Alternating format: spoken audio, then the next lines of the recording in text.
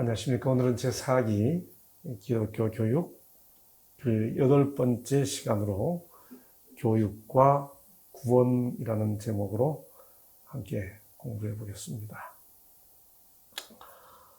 여러분, 뭔가 배우는 목적이 뭐죠? 왜 배우세요? 뭘 배워서 어떻게 하자고요? 기독교 교육의 궁극적 목적. 아니, 어떤 의미에서 모든 교육의 궁극적 목적, 마지막 목적, 이게 뭘까? 성경은 그걸 뭐라고 말하는가 하면 하나님의 형상 회복이다, 그렇게 표현합니다. 인간이 창조될 때 그 인간의 창조된 그 원 상태를 성경은 이렇게 표현합니다.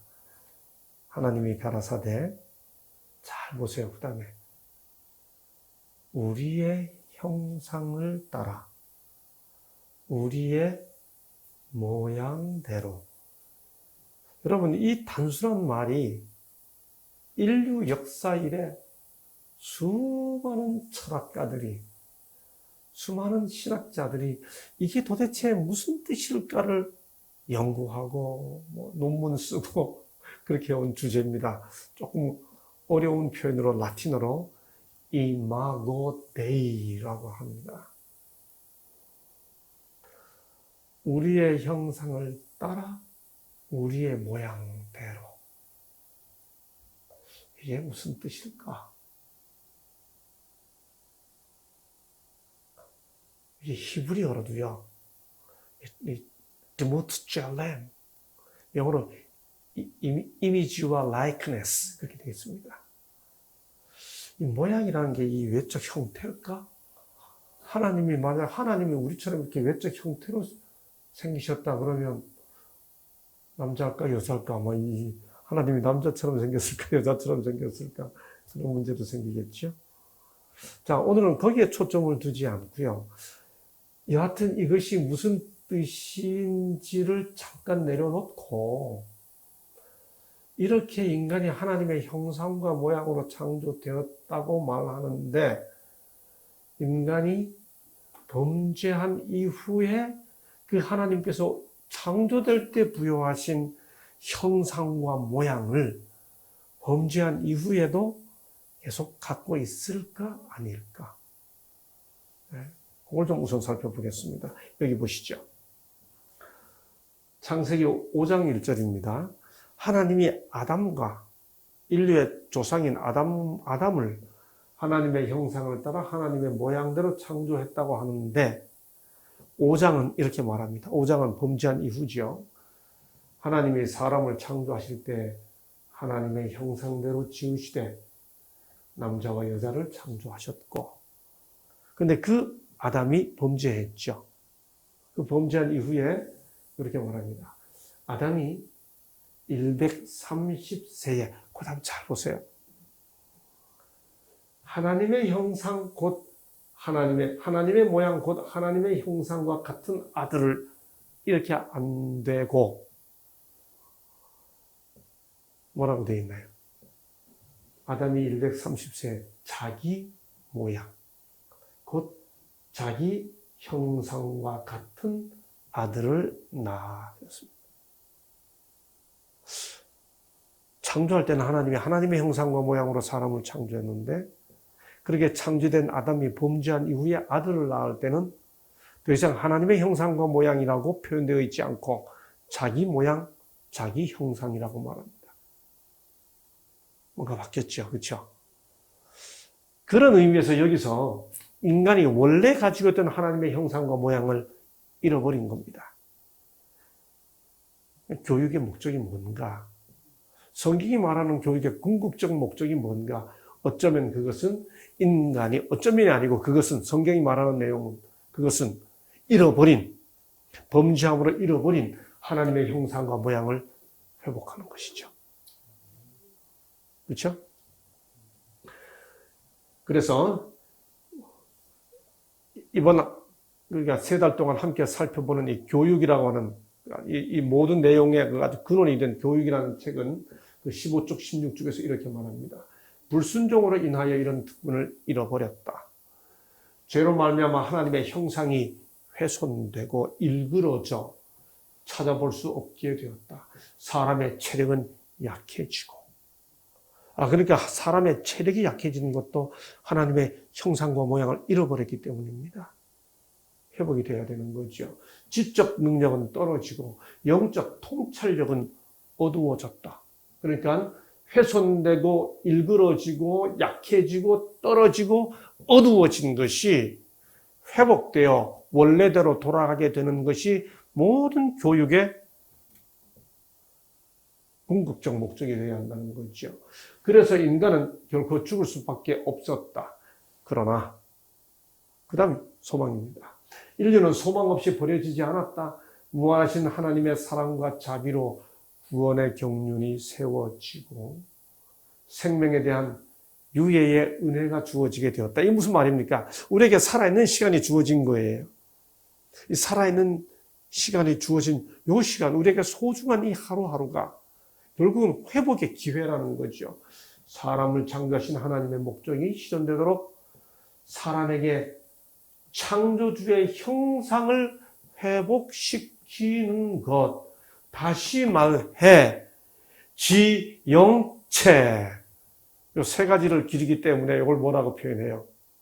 세 가지를 기른다. 석삼자 기를 육자. 삼육. 세 가지. 지영체의 발달을 증진시켜 사람으로 하여금 그다음 창조되던 당시의 완전한 상태로 돌아가게 하는 것이 구속 사업이다. 분명합니다. 교육 이상이 목적이 너무 뚜렷합니다. 이것은 또 교육의 목적인 동시에 인생의 위대한 목적이기도 하다. 공부해서 뭐 하냐라고 물었을 때 성공하려고, 돈 벌려고, 명예 얻으려고, 그러고 난 다음에 so what? 그래서 뭐 어쩌자고. 유명한 이야기 아시죠? 막 젊은이가 뛰어가는데 붙들어 놓고 너 어디 가냐 그러니까 공부하려고요. 왜 공부하니? 졸업하려고요. 졸업해서 뭐 하려고? 취업하려고. 취업해서 뭐 하려고요? 결혼하려고요. 결혼한 다음에 뭐 하려고? 아이 낳으려고요. 아이 낳아서 뭐 하려고요? 나이 들겠죠. 나이 들은 다음에 뭐 하려고? 죽겠죠. 너 죽으려고 그렇게 뛰어가는구나. 유명한 이야기잖아요. 그렇죠? 교육의 목적이 뭐냐? 궁극적 목적이 뭐가 돼야 하느냐? 네? 잃어버린 창조주의 형상을 회복하는 것. 네. 그래서 교육과 구원. 이게 목적이 있어서죠. 그 다음에 여기 재미있는 거 하나 있습니다. 사람은 태초에 품성뿐만 아니라 용모와 자세에 있어서도. 여러분, 이번 일요일에 제가 우리 모라카노 아시죠? 지난번 첫 번째 우리 대화, 우리 미국에 있는 이준원 박사와 함께 제가 나누는 대화, 이번 일요일에 제 그 두 번째 시간을 하는데요. 지금 여러분이 와 계신 이런 곳에서 함께 지나는 게 자세와 또 삶에 얼마나 유익한지를 한번 확인하게 될 겁니다. 사람은 태초에 품성뿐만 아니고 용모와 자세에 있어서도 하나님의 형상대로 창조됐다. 이거는 뭘 가르치는가 하면요. 이런 생김새보다는 그 건강한 상태를 말합니다. 그러나 죄는 하나님의 형상을 손상시키고 거의 지워버렸다. 그러므로 그리스도께서는 잃어버린 것을 회복하기 위하여 오셨다. 여러분 여기서 아까 좀 전에 제가 뭐라고 말씀드렸는가 하면 품성뿐만 아니고 성격뿐만이 아니고 용모와 자세, 이것은 생김새보다는 인간의 건강한 상태를 말하는 거거든요. 그리스도께서 이걸 회복하러 오셨다면 그리스도의 가르침은 단지 우리의 마음이 하나님께로 돌아가게 한다는 것으로 끝나는 게 아니고 우리의 건강한 상태가 회복되도록 하러 오셨다라는 의미가 되겠죠. 그렇죠? 네. 주님께서는 우리의 천한 몸을 변화시켜 주님의 영광스러운 몸과 같이 만들어 주실 것이다. 이게 이제 궁극적으로 교육의 목표가 되어야 한다는 거죠. 기껏 가르쳐 놓았더니 몸을 망가뜨리는 삶을 살게 되었다. 아니라는 거죠. 교육은 우리의 몸을 회복시키는 교육이 되어야 한다는 것입니다. 어떻게 할까요? 이 일이 어떻게 이루어질까요? 하나님이 인간을 창조하신 것은 부모가 자식을 낳을 때 부자지간의 관계를 맺는 것처럼 하나님도 인간과 관계를 맺으시기 위함이시죠. 결국 어떻게 회복될까? 압축하면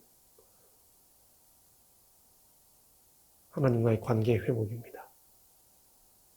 어떻게 그 관계가 회복되나요? 자, 여기서 이 구원을 결국 구원을 가르치셨던 우리 예수님의 교훈을 살펴보도록 하겠습니다. 지난주에도 제가 한번 말씀을 드렸는데요. 성경에 보면 예수님을 굉장히 다양하게 묘사해요. 여러분, 예수님이 이 땅에 계실 때 당신이 당신 자신을 뭐라고 사람들에게 소개할 때는 항상 뭐라고 표현했는지 아세요? 누가 대답하셨죠? 네. 사람들이 예수님을 믿을 때 사람들이 예수님을 보고 뭐라고 이야기하나요? 당신은 누구의 아들입니다. 하나님의 아들입니다. 이렇게 사람들이 예수님을 믿고 신앙을 고백할 때는 하나님의 아들이라고 하는데 예수께서 사람들에게 자기를 소개할 때는 항상 뭐라고 소개하셨나요? 나는 하나님의 아들이야 하는 말 하신 적이 있어요? 없어요? 모르세요? 모르시니까 한번 짐작해 보세요. 골라보세요. 예수께서 사람들에게 당신 자신을 소개할 때는 항상 뭐라고 소개했을까? 나는 하나님의 어린 양이니라. 예수께서 하신 말이에요. 요한이 예수님을 보고 한 말이죠. 그렇죠? 제자들이 예수님을 주님이여 불렀습니다. 예수께서 당신 자신을 항상 뭐라 표현해요? 그때는 인자라고 하셨습니다. 사람의 아들. 이게 무슨 뜻일까요? 주님은 사람들에게 나는 너희들과 같은 사람이야 하는 말씀을 하시는 거고, 사람들은 메시아를 믿게 될 때 당신은 하나님의 아들입니다 라고 고백하는 거지요. 그런데 이 많은 호칭 중에 예수께서 3년 반 동안 공생의 세상을 위해 봉사하는 그 기간 동안에 사람들에게 그에게 아주 많이 불렀던 호칭 중에 하나가 뭔가? 그게 선생이여, 히브리 말로 랍비여 이렇게 불렀습니다. 선생님 하고 불렀습니다. 우리 대학 교수들이 캠퍼스에서 자기들끼리 만나면 선생님 이렇게 부릅니다. 맞죠, 교수님? 그렇게 김 선생 이렇게 하고 그러잖아요. 우리들끼리는 그렇게 합니다. 되게 밥 먹으러 갑시다, 박 선생 이렇게 합니다. 학생들은 교수님 이렇게 대학 선생이라고 하는 호칭으로 이렇게 합니다만, 그 당시 많은 사람들이 예수님을 선생님하고 불렀어요. 이건 뭘 나타내 주나요? 그분의 3년 반, 요즘 꼭 대학 4년 하고 비슷한 기간 동안에, 그 기간 동안에 예수께서 하신 아주 중요한 공적 사역이 결국은 가르치는 사역이었다라고 하는 거죠. 교육 사역이었습니다. 그분이 이 땅에서 십자가에 달려 돌아가실 때까지 하신 모든 일 중에 그 모든 일의 핵심적인 내용이 뭔가를 가르치는 것이었어요. 그럼 뭘 가르쳐서 뭘 어떻게 하자는 거냐. 결국은 세상을 구원하자고 하는 거니까 그런 의미에서 그분의 구원 사업, 구속 사업은 결국 교육 사업과 맥을 같이 하는 거죠. 우리 지난주에 제7과에서 함께 살펴본 내용입니다. 예수님을 반대하는 사람들도 선생님 하고 불렀습니다. 그분을 필요로 하는 사람들도 선생님 하고 불렀습니다. 그의 제자들도 선생님이여 하고 불렀습니다. 그렇죠? 주님 자신도 선생님 말씀에 당신 자신을 가리켜 내가 선생님이 쓰겠다고 가서 말해라. 이렇게 합니다. 저도 수업하다가 우리 학생들하고 이렇게 과제를 내거나 뭐 이렇게 이야기하다가 저를 내가 이렇게 생각하고 교수님 생각에는 말이야. 이렇게 저를 그렇게 지칭할 때가 있습니다. 3인칭화해서 이야기하는 거죠. 예. 이렇게 예수께서 교사로서 사람들에게 가르칠 때 이 가르침이 놀라웠죠. 지난주에 살펴본 내용입니다. 와우. 그 가르치는 것이 권세 있는 자와 같고 고향 사람들마저 이 사람이 어디서 이런 능력을 가지고 이렇게 가르치지?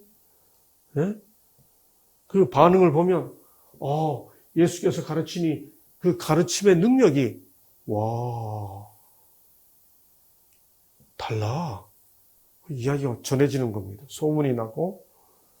그래서 여기 보면 그 가르치는 것이 권세 있는 자와 같고 저희 서기관들과 같지 아니함일러라.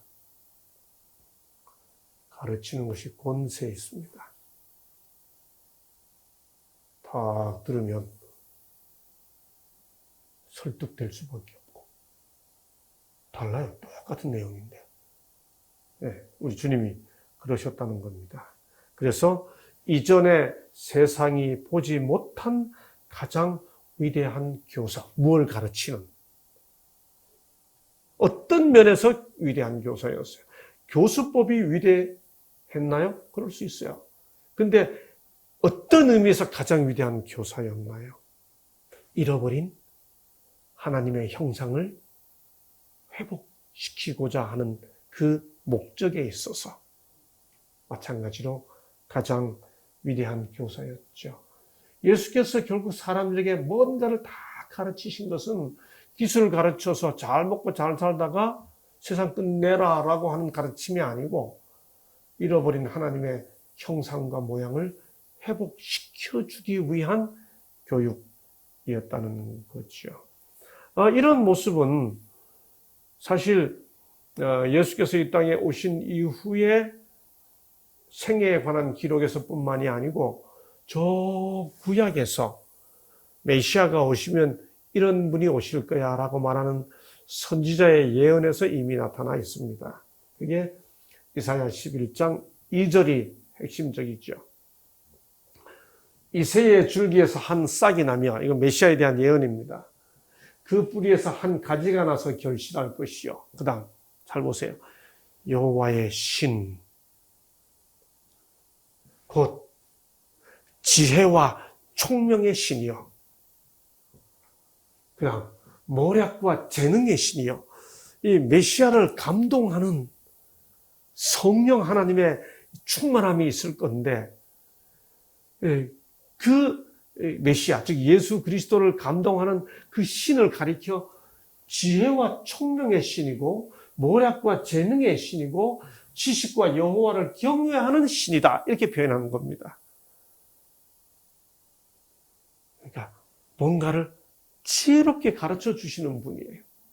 이런 분이 그 메시아를 감동해서 그분이 결국 세상을 위해 봉사를 하고 나면 무슨 일이 생기는가? 9절이 결론입니다. 물이 바다를 덮음 같이 여호와를 아는 지식이 세상에 충만할 것임이니라. 여러분 이 노래 잘 아시죠? 네, 이 노래 혹시 아시는 분 계세요? 물이 바다 덮음 같이 아시는 분 아무도 안 계세요? 네. 물이 바다를 덮음 같이 여호와를 아는 지식이 세상에 충만할 것입니다. 지식이. 왜요?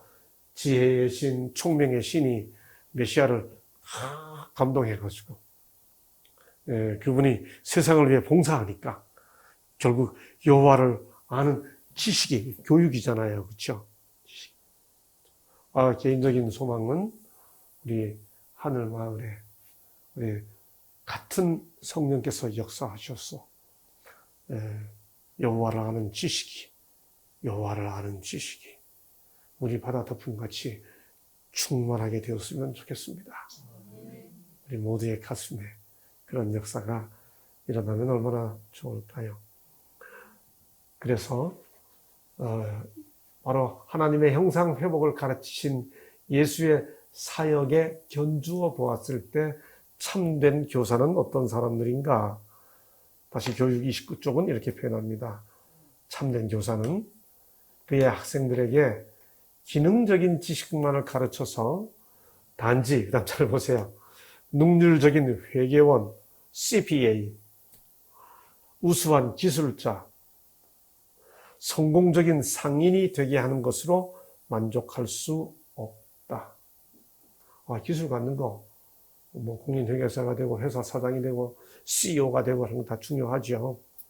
근데 내가 가르친 교사 중에 그런 인물들이 나오게 하는 것 아주 중요합니다. 그런데 그것으로 만족할 수 없다.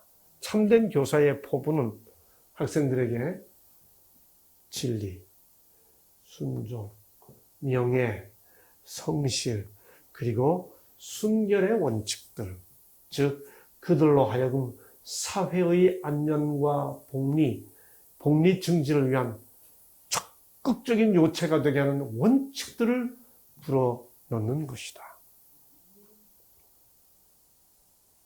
제가 아내와 함께 이렇게 차를 타고 이게 하늘마을로 올 때 되면 가끔씩 둔내 지역 마을버스가 지나가는 걸 맞은편에서 만납니다. 그럴 때마다 아내가 제게 하는 말이 있습니다. 자기 꼭 해보고 싶은 것 2가지가 있는 것 중에 하나가 저거라는 거예요. 이 지역 마을버스 운전사 하고 싶대요. 또 하고 싶은 게 뭐냐 그러면 포크레인 기사 하고 싶답니다. 포크레인 기사 하면서 막 이렇게 산을 이렇게 다듬고 마을버스 기사 하면서 아저씨들 할머니들 이렇게 태워가지고 가고 싶은 곳 이래도 데려다 주는 거 자기 보람이 있을 것 같다. 참 아름답잖아요. 마을버스 기사하면서 시골 할머니들 아이들 이야기하면서 그들 원하는 곳에 안전하게 데려다 준다. 의미 있잖아요. 그렇죠? 그런데 교사로서 단지 성공적인 상인이 되게 하는 걸 넘어서서 우리 사회의 복리와 안정을 다 가져오는 정말 우리가 가야 할 그 방향으로 우리의 제자들을, 우리 젊은이들을, 우리의 이웃들을 다 이렇게 안전하게 데려다 주는 그런 기사 같은 봉사, 교육 한다면 의미 있지 않겠어요? 그리스도의 교육을 받을 때 우리는 이 세상에서 생애를 위해 받는 교육 중에 가장 훌륭한 교육을 받을 기회를 가지게 되는 것이다. 그리스도의 교육을 받을 때 어쩌면 그런 의미에서 여러분은 이곳에 오셔서 지금 가장 훌륭한 교육을 받고 계신 거예요. 그렇죠? 이 세상에서 받는 훈련은 영원에 이르는 하나의 과정이다. 예수께서 바로 이걸 가르치셨기 때문에 참된 선생님이셨죠. 그래서 그 당시 국회의원급에 이르고 뿐만이 아니고 아주 원로 교수에 해당되는 이 니고데모라고 하는 사람이 한밤중에 젊은 30대 선생으로 보였던 예수를 찾아와서 그 인생을 배로 살았던 그분이 젊은 선생에게 라비어, 우리가 당신은 하나님께서 오신 선생인 줄 아나이다. 이렇게 말하잖아요. 진짜 교사인 거죠. 뭘 가르쳤기 때문에요? 하나님의 형상이 회복되어야 한다는 사실을 가르치기 때문인 거죠. 자, 그렇다면 오늘날 현실적으로 우리는 이 땅에서 그걸 어떻게 배울 수 있나요? 하나님의 형상이 회복되어서 결국 교육의 목적은 구원이라고 말한다면 그걸 우리는 어떻게 배울 수 있느냐고요.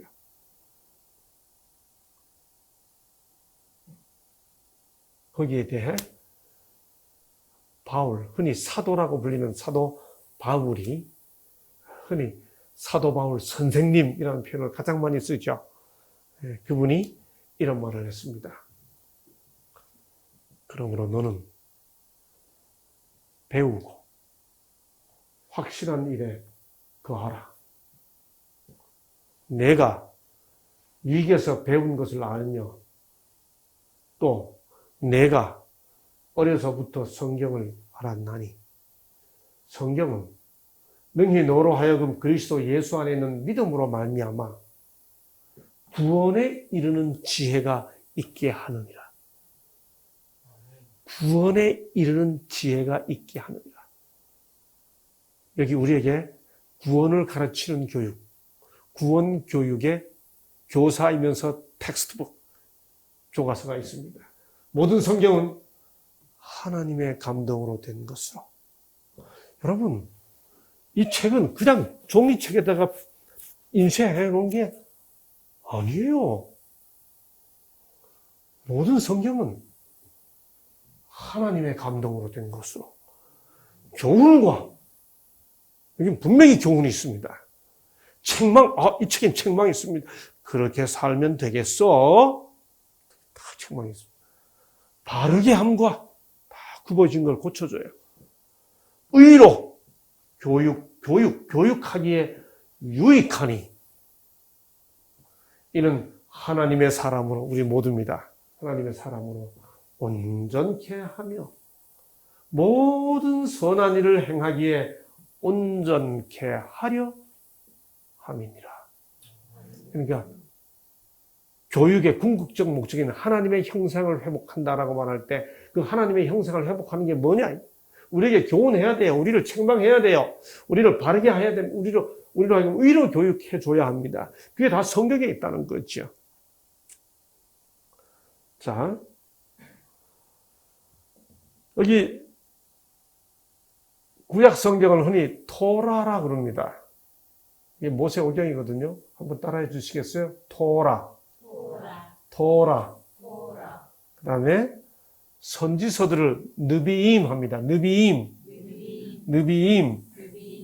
마지막으로 시편 같은 글들을 크투빔 합니다. 크투빔. 여기 토라, 느비임, 크투빔에 토, 느, 크를 합쳐서 타나크 합니다. 타나크가 히브리 성경입니다. 히브리 말로 타나크랍니다. 그 히브리 성경의 맨 처음 5권인 토라는 흔히 율법이라고 번역이 돼요. 근데 그래서 여기 보면 모세의 율법과 이게 토라입니다. 선지자의 글과 이게 느비임이에요. 그 다음에 시편 하는 말이 단지 성경의 시편만을 가리키는 게 아니고 욥기, 시편, 잠언, 전도서 이런 크투빔을 다 가리켜 하는 말입니다. 이게 성경 전체예요. 그러니까 성경 전체를 가리켜 구약은 타나크라고 하는데 이 모든 내용들이 다 우리에게 뭘 가르쳐 주는가? 하나님의 형상을 회복해야 한다는 걸 가르쳐 주는 의로 교육하기에 유익한 책이라는 거죠.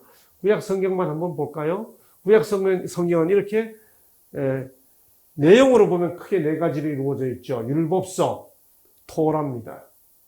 역사서와 예언서를 합쳐서 느비임, 시가서를 크투빔 합니다.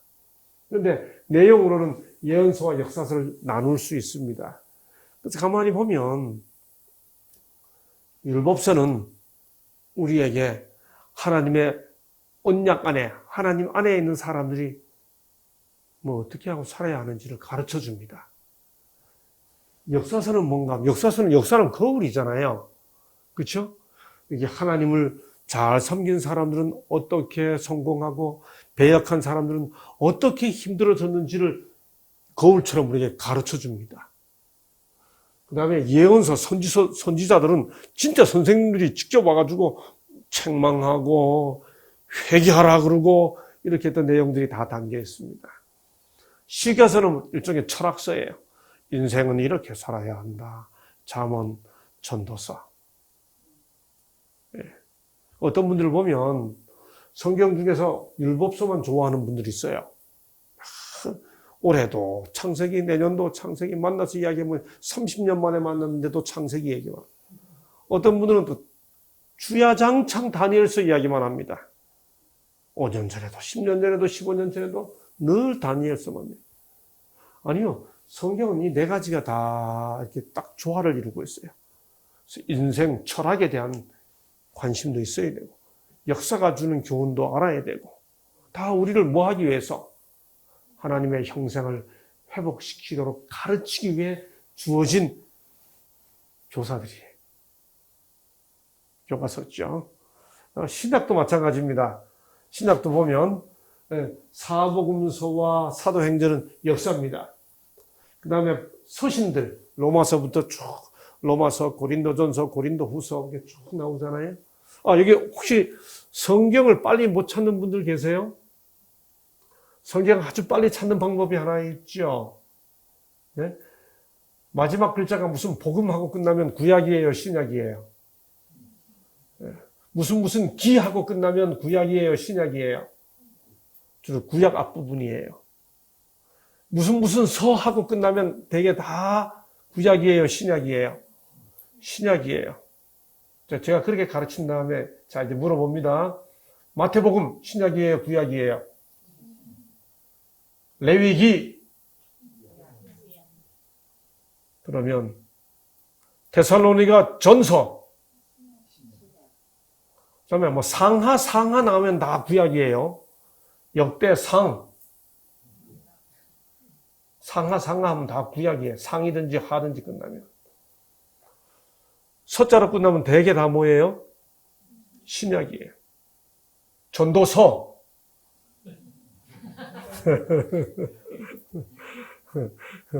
그건 구약이에요. 이렇게 구분할 수 있죠. 여하튼 여기 전후 하면 다 신약입니다. 상하 하면 구약이고, 이 내용들은 다 편지예요. 이 편지는 다 뭔가 하면 우리가 살아가면서 현재 갖고 있는 체험을 쭉 적어 놓은 거죠. 요한계시록은 예언입니다. 이 모든 것들이 다 우리에게 하나님의 형상을 회복시키기 위해 뭔가 가르쳐주고 있는 교사들입니다. 그래서 여기 부조와 선지자라는 책 596쪽에서 이렇게 말합니다. 제가 읽을게요. 교육하는 능력으로 말하면 성경을 당할 것이 없다.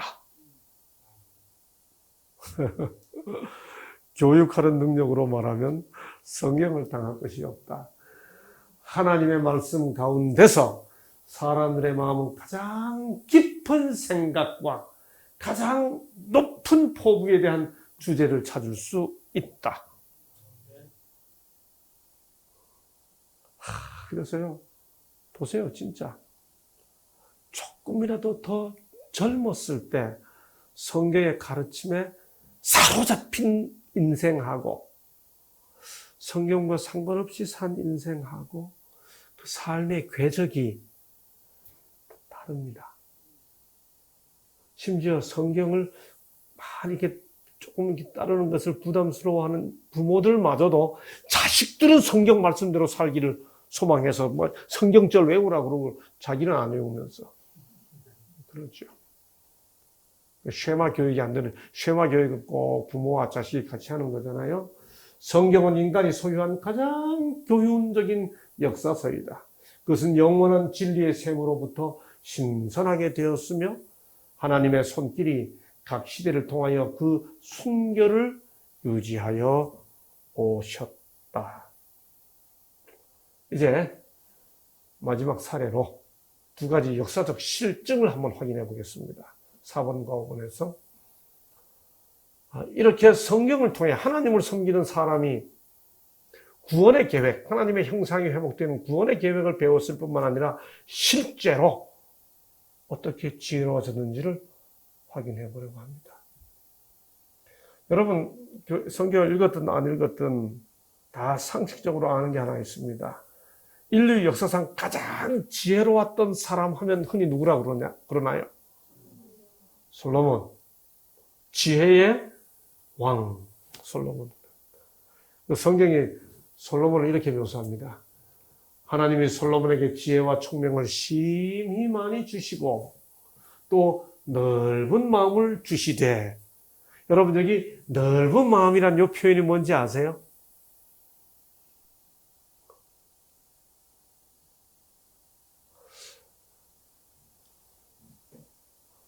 솔로몬이 왕이 되어가지고 하나님께 예배드리러 갔습니다. 예배드리러 가가지고 일천번제, 다시 말하면 정성으로 큰 예배를 드렸어요. 그리고 밤에 자는데 하나님이 꿈에 나타나셔서 내가 너한테 뭘 주랴 물었습니다. 부귀를 주랴, 재산을 주랴, 명예를 주랴, 지위를 주랴. 그때 솔로몬이 뭘 달라고 그랬을까요? 내가 왕이 되거든 이 많은 백성들의 억울한 사정을 바르게 판단할 수 있도록 뭘 주세요? 지혜를 주세요. 여러분, 그때 말하는 그 지혜가 히브리 원어로 읽으면 뭔지 아세요?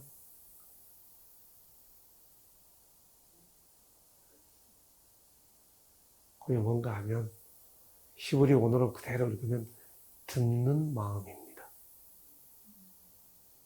듣는 마음을 주세요. 그 듣는 마음을 지혜라고 번역해놨어요. 지혜는 남의 이야기 잘 들어주는 거. 여러분도 그러시죠? 저는 여러분하고 같이 개인적인 대화를 나눌 시간이 없어서 늘 와서 이렇게 말씀을 전하고 가기 때문에 아쉬움이 있는데, 강의 잘하는 선생이 좋아요? 여러분 이야기 잘 들어주는 선생이 좋아요? 어느 쪽이 강의 잘하는 선생이에요?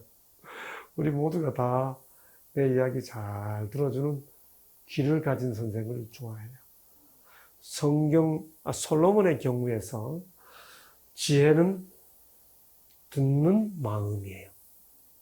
그걸 여기서는 넓은 마음이라고 표현했습니다.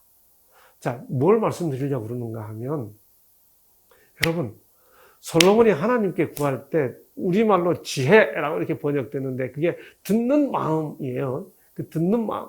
그게 하나님 마음을 감동시켰어요. 그래서 하나님이 지혜와 총명을 많이 주셨다 이렇게 했습니다. 그럼 한번 물어봅시다. 솔로몬이 듣는 마음을 구하니까, 지혜를 구하니까 하나님이 지혜를 주셔서 지혜를 많아진 거예요? 지혜를 구할 만큼 이미 지혜로운 거예요?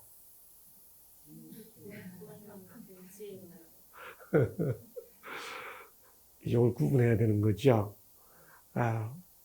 아까 말했던 맨 처음 지혜는 듣는 마음이라고 그랬죠.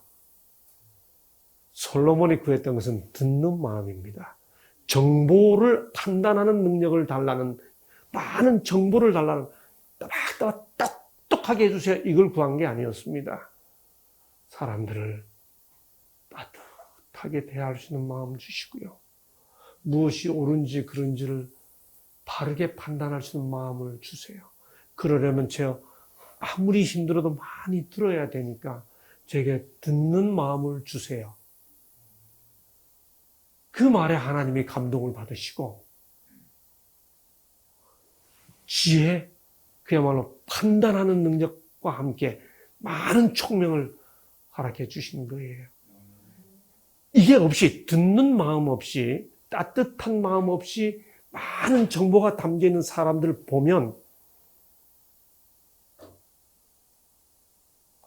말은 바른데 듣고 나면 기분 나빠요. 네 잘났다 그래. 알았다고. 그렇게 하고 싶은 마음이 드는 거죠. 하나님의 지혜가 아닌 거죠. 알았다니까 그렇게 하고 말고 싶은 마음이 들게 하죠. 솔로몬은 그걸 구한 게 아니었습니다. 그렇죠? 듣는 마음을 주세요. 그 마음이 하나님께 터치돼서 하나님께서 총명을 주시고, 그 결과, 그 다음 잘 보세요. 동양 모든 사람의 지혜와 애굽의 모든 지혜보다 뛰어난지라, 사실 애굽에 굉장한 지혜 문학들이 있었습니다. 아메네모페라고 하는 굉장한 지혜 문학이 확인됐어요. 그래서 자기가 저가 잠언 3천을 말하였고, 여러분 속담 만들어 보세요. 저도 제 나름대로 속담 만들어 가는데 그거 이제 만들기 정말 쉽지 않습니다. 잠언 3천을 말하였고, 지금 우리가 가지고 있는 성경 잠언은 당연히 3천절이 안 됩니다. 그러니까 우리는 잠언 이외에 남겨진 수많은 솔로몬의 잠언을 몰라요. 노래는 1005이며 여러분 노래 1005개 지을 길이 없습니다. 그렇죠? 초목을 논하되 그러니까 식물학을 알아요. 레바논 백향목으로부터 담에 나는 우슬초까지 하고 또 저가 짐승과 새와 그러니까 요즘 말로 하면 잠언이니까 인문학을 통달했고요. 노래를 지었으니까 예체능계에 통달했고요. 초목을 논하니까 자연계, 식물계를 논하고 그 다음에 짐승과 새 하니까 와, 또 다른 데 보면 그는 수많은 것을 다 논했습니다. 그러니까 이 엄청난 지혜 선생이 된 거죠. 듣는 마음을 구하는 하나님의 형상을 회복하는 그 마음을 통해 하나님께서 솔로몬에게 실제적인 판단력과 지혜를 아울러 반짝반짝 해 주신 것을 알 수 있습니다. 그래서 우리는 솔로몬이 쓴 책들을 가리켜 흔히 뭐라고 부르나요? 시문학서라고 하고 시가서라고도 하지만은 흔히 그 기록들을 잠언, 전도서 같은 것들을 지혜문학서 이렇게 표현합니다. 아예 책 이름 자체를.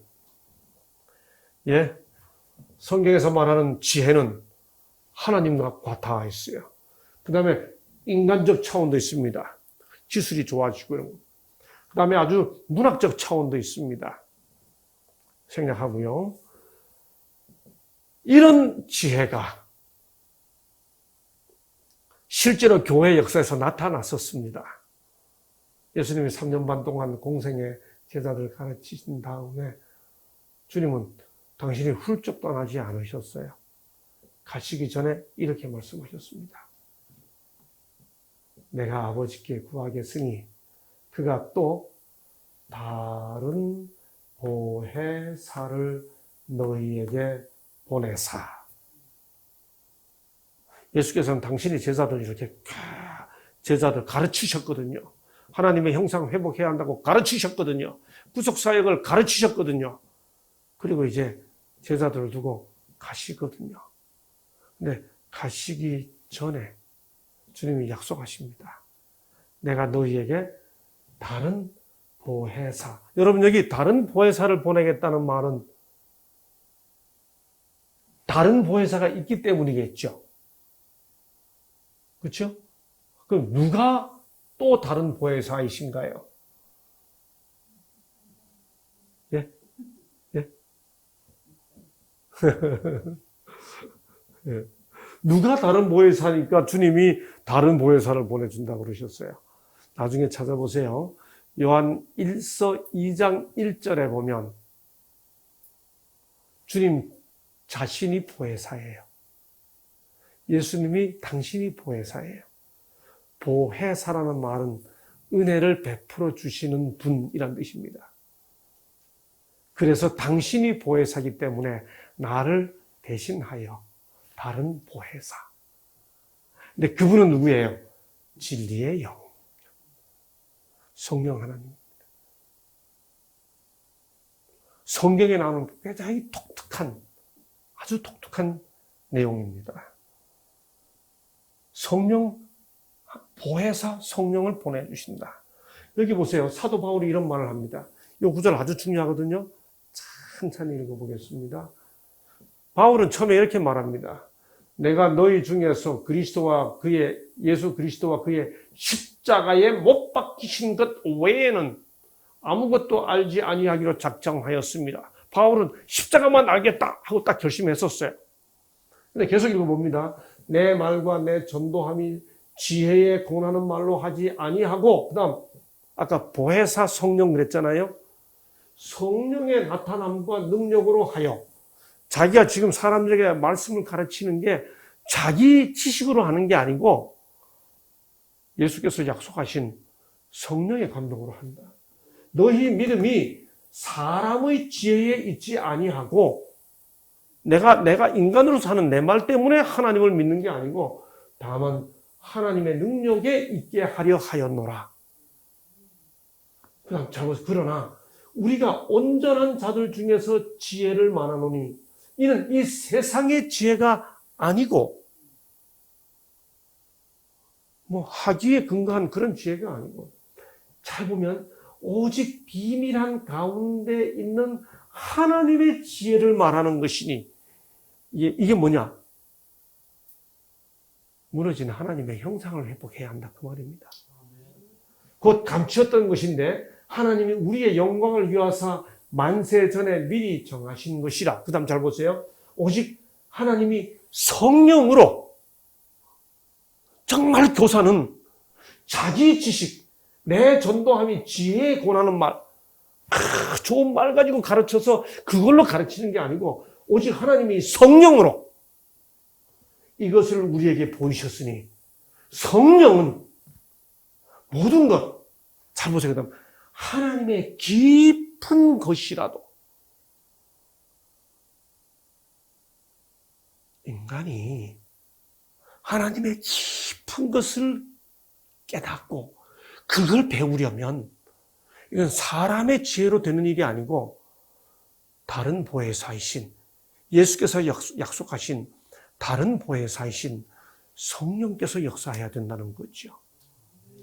하나님의 깊은 것이라도 통달을 하시느니라. 사람의 사정을 사람의 속에 있는 영 외에 누가 알아요? 사람의 속에 있는 사람. 그다음 이와 같이 하나님의 사정도 하나님의 영 외에는 아무도 알지 못하느니라. 성령께서만이 하나님 마음을 바로 아시니 성령의 능력으로라야 우리는 하나님의 깊은 것을 알 수 있는데 그 하나님의 깊은 것을 마지막에 뭐라고 표현하나요? 누가 주의 마음을 알아서 주를 가르치겠느냐? 성경을 읽는데 성경에 나타나는 그저 문자나 꼭 고대의 어떤 정보만 아는 것으로 끝나지 않고 이 성경에 담겨 있는 하나님의 마음을 누가 알 수 있겠냐? 하나님의 그 깊은 마음을 누가 읽어낼 수 있느냐? 그러나 우리가 그리스도의 마음을 가졌느니라. 예수의 마음을 가지면 하나님의 깊은 것, 그 예수의 마음을 갖도록 감동하시는 성령의 감동에 우리 마음을 들이면 하나님의 깊은 마음을 알 수 있다는 거지. 여호수아 제일 마지막에 보면 여호수아가 이스라엘 백성들에게 이렇게 말합니다. 보니까 이 백성들이 자기가 죽으면 영 하나님을 떠날 것 같아요. 그래서 여호수아가 마지막 고별 설교를 운명 직전에 고별 설교를 하면서 너희 하나님을 섬길 자를 오늘날 택하라. 이 아모리 사람의 신이든지 여호와든지 너희 섬길 자를 알아서 잘 택하라. 이렇게 말. 어떤 분이 그 성경절을 딱 여호수아 24장 그 성경절을 딱 인용해 놓고 여호수아는 하나님을 섬길지 우상을 섬길지 선택하라고 신앙의 자유를 말했다. 이렇게 하더라고요. 여러분 그 구절의 문자적 의미는 신앙의 자유를 말하는 것 같아요. 여러분 그런데 여호수아가 그때 백성들에게 너희들 원하면 우상을 섬겨라고 했다고 읽는다면 그건 정말 여호수아의 심정을 모르는 거, 여호수아의 마음을 모르는 겁니다. 저는 언제 그 마음을 알았는가 하면요. 초등학교 때 아이들이 교회 가자 그러면 교회 오고 예배 보러 가자 그러면 예배 보고 오고 그러죠. 근데 얘네들이 이제 초등학교 졸업하고 중학교쯤 가면 이제 슬슬 안 따라오기 시작하지요. 중3쯤 되기 시작하면 먼저 가세요. 그럽니다. 교회 먼저 가세요. 그럼 알았어. 막 어떤 때는 막 속에서 불이 부글부글 끓죠. 이렇게. 빨리 준비하고 갔으면 좋겠는데 이거 성질 내면서 가자 그러면 분위기가 힘드니까 부모가 꼭 참고 먼저 교회 갑니다. 가서 앉아 있어도 온 신경은 아들한테 가 있죠. 교회 갔다가도 뒤에 따라온다 그랬는데 완지 안 한지 돌아보고 또 돌아보고 학생반에 가보고 해도 안 보이면 차 타고 다시 집에 가보죠. 그러면 아직 자고 있습니다. 자고 있으면 입을 덜렁 들어다가 막 하고 싶은데 또 꽉 참죠. 또 아직도 졸리니? 막 그렇게 하려면 목에서 단내가 나죠. 참느라고. 그러다가 드디어 어느 날 딱 불러다가 이야기 좀 하자 아들아. 그래, 하나님은 신앙은 다 개인적이야. 내가 하나님을 아버지라 한다고 그래서 네가 하나님 할아버지 안 하고 너도 하나님 아버지 하잖아.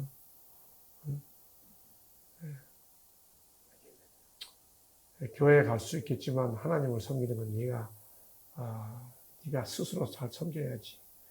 자, 알아서 잘해. 그 말 떨어지자마자 아들이 네가 알아서 잘해 하니까 그 말 떨어지자마자 아들이 알았습니다. 오늘부터 저는 교회 안 나가겠습니다.